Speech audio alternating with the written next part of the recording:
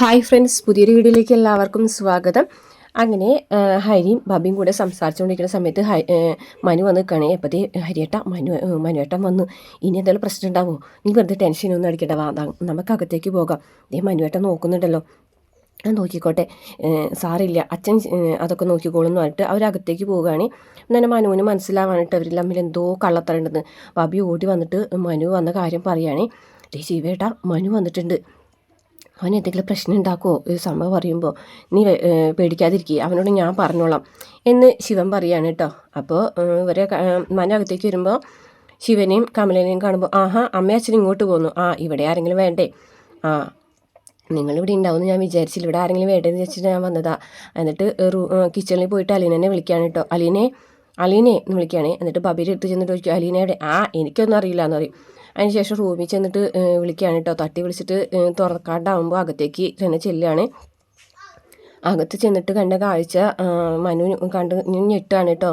മനു എല്ലായിടത്തേക്കും നോക്കുകയാണ്, എന്തോ പറ്റിയിട്ടുണ്ടെന്ന് മനസ്സിലാവുകയാണ്. അങ്ങനെ വേഗം തന്നെ ബാബയുടെ അടുത്തേക്ക് ചെല്ലാണ്. എന്നിട്ട് ചോദിക്കുന്നുണ്ട്, അലീന എവിടെ? അലീന എവിടെയെന്ന് ചോദിക്കുകയാണ്. അപ്പോൾ ബാബി ഒന്നും മിണ്ടുന്നില്ല. അന്നേരം കമല പറയും, അവളെ ഞങ്ങൾ ഇവിടെ നിന്ന് പറഞ്ഞയച്ചു. പറഞ്ഞയച്ചോ? എവിടേക്ക് പറഞ്ഞയച്ചു? അപ്പോൾ ശിവൻ പറയും, അവൾ ഇവിടെ നിന്ന് പോയി എന്ന് പറയും കേട്ടോ. എപ്പോൾ പോയി എന്ന് ചോദിക്കും. അപ്പോൾ പറയുന്നുണ്ട്, അതൊക്കെ പോയി, അതൊന്നും നീ അറിയണ്ട എന്ന് പറയുകയാണേ. അവളെ തൽക്കാലം ഈ വീടിന് ആവശ്യമില്ല, അതുകൊണ്ടാണെന്ന് പറയട്ടോ. അച്ഛൻ എന്ത് മണ്ടത്തരാണ് ഈ കാണിച്ചത്? അച്ഛൻ ബാലേന്ദ്രങ്ങളുടെ വീട്ടിൽ വന്നിട്ട് ഒരാളെ ഇറക്കി വിടാനുള്ള എന്ത് അവകാശമുണ്ട് എന്ന് ചോദിക്കുകയാണേ.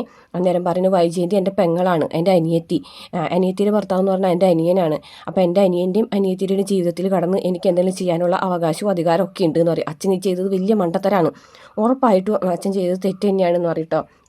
അപ്പോൾ കമൽ പറയുന്നുണ്ട്, അവളെ ഞങ്ങൾ പറഞ്ഞയച്ചത് വലിയ തെറ്റൊന്നുമുള്ള കാര്യമല്ല, ഈ വീട്ടിൽ അവളെ വേണ്ട എന്ന് പറയാൻ കേട്ടോ. അപ്പോൾ ശിവനും പറയുന്നുണ്ട്, അല്ലെങ്കിൽ ഞങ്ങൾ പറഞ്ഞയച്ചത് ശരിയായിട്ടുള്ള കാര്യം തന്നെയാണ്, അവളെ ഈ വീട്ടിൽ വേണ്ട എന്നുള്ളത് ഞങ്ങളെടുത്ത തീരുമാനമാണെന്ന് പറയാൻ കേട്ടോ. അപ്പോൾ അവളെവിടേക്കാണ് പോയത്? ബസ് സ്റ്റാൻഡിലാക്കിയിട്ടുണ്ടെന്ന് പറയും കേട്ടോ. എപ്പോഴാണ്? അതൊന്നും നീ അറിയണ്ട, ഞങ്ങൾ വേണ്ട പോലെ കാര്യങ്ങൾ ചെയ്തിട്ടുണ്ടെന്ന് പറയും. അപ്പോൾ തന്നെ മനു ഇറങ്ങി പോവുകയാണ്. അപ്പോൾ കമൽ ചോദിക്കുന്നു, ദൈവമേ, ഇവൻ പോകുന്നുണ്ടല്ലോ, ഇവനിനി അവളെ പിടിച്ചുകൊണ്ട് വരുമെന്ന് ചോദിക്കും.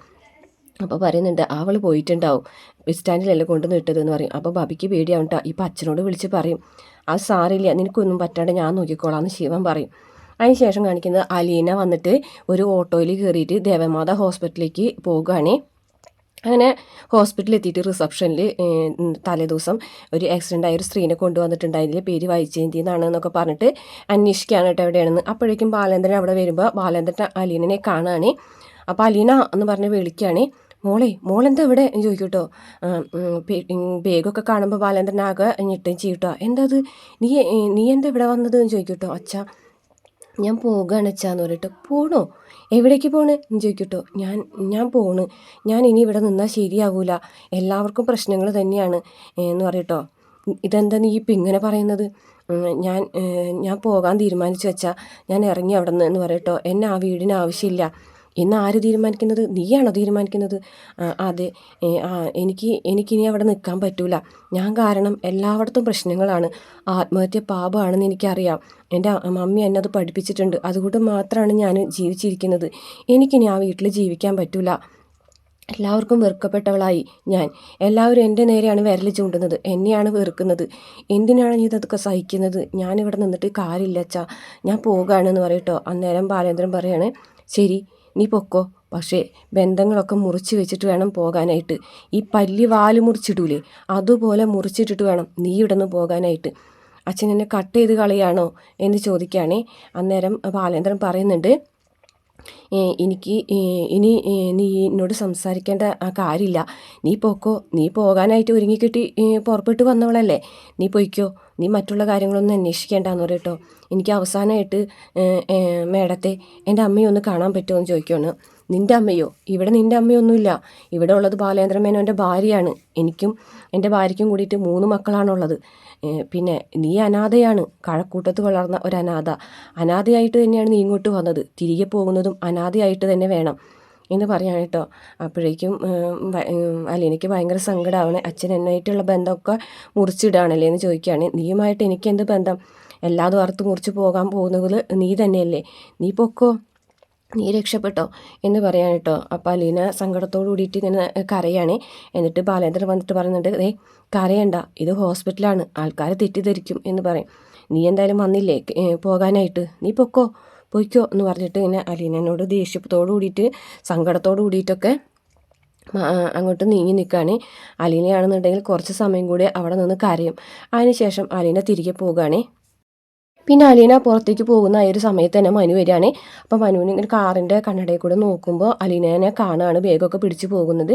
അങ്ങനെ മനു കാറിൽ നിന്ന് ഇറങ്ങിയിട്ട് വിളിക്കുകയാണ്, അലീന എന്ന് പറഞ്ഞ് വിളിക്കുകയാണ്. അന്നേരം അലീന ഇങ്ങനെ തിരിഞ്ഞു നോക്കുകയാണ്. അപ്പോൾ മനു ഓടി ചെല്ലുകയാണ്. എന്നിട്ട് ചോദിക്കും, നീ എങ്ങോട്ടാ? ഞാൻ പോകുക. എവിടേക്ക്? ഞാൻ എറണാകുളത്തോട്ട് പോകുക. എന്നിട്ട് എന്ന് തിരിച്ചു വരൂ?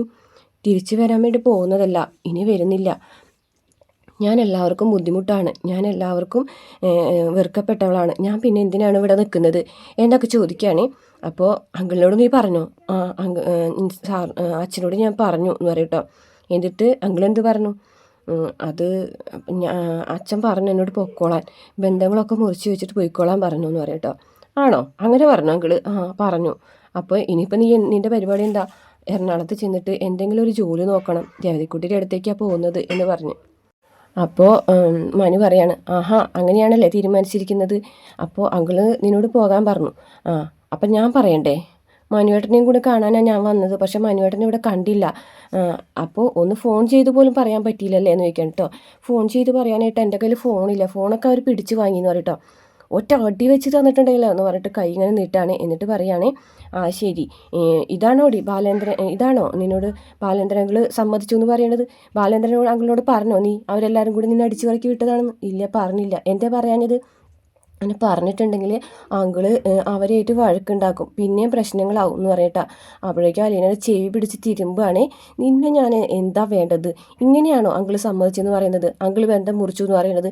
നീ കാര്യങ്ങളൊക്കെ തുറന്ന് പറയാണ്ടല്ലേ എന്ന് ചോദിക്കുകയാണ് കേട്ടോ. അയ്യോ വീട് മാനേട്ടാ, വീട് എന്ന് പറഞ്ഞിട്ട് ചെവി പിടിക്കാനിട്ടോ അലീന. നീയേ ഇതിവിടെ നിൽക്ക്, ഞാൻ പറയാതെ ഇവിടുന്ന് ഇറങ്ങി പോകരുത് കേട്ടോ എന്ന് പറഞ്ഞിട്ട് മനു പോവുകയാണ്. അങ്ങനെ അലീന അങ്ങനെ നിൽക്കണ കാണുമ്പോൾ മനുവിന് പാവം തോന്നുകയാണ്. എന്നിട്ട് മനുവിന് വീണ്ടും അലീനയുടെ അടുത്തേക്ക് വരികയാണ്. എന്നിട്ട് ആ ചെവിമേൽ അങ്ങനെ പിടിക്കുകയാണ്. എന്നിട്ട് ചെവിയൊക്കെ ഒന്ന് തലോടി കൊടുത്തിട്ട് സ്നേഹത്തോടുകൂടി പറയാണ്, പോട്ടേട്ടാ, കാര്യമാക്കണ്ട എന്നിങ്ങനെ പറഞ്ഞിട്ട് രണ്ട് കൈയോടും കൂടെ ചേർത്ത് പിടിക്കുകയാണ്.